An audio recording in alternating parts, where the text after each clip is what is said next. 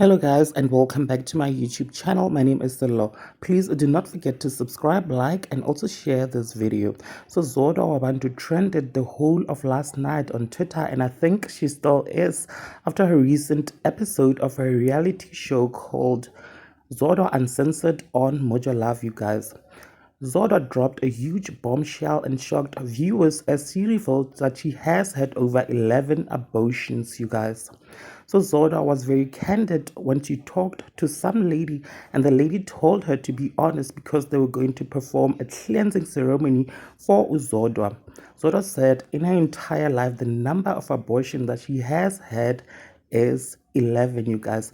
Now, many people have applauded Zodwa for her honesty, while others have judged her actions. Tweeps reacted to Zodwa's abortions, and this is what they had to say. I am convinced that Zodwa's honesty is on 100. She is the most blunt and honest person ever. Hashtag Zodwa Uncensored. Tata wrote, one thing about Zodwa, she will make you say yo 700 times in one episode. Hashtag Zodwa Uncensored.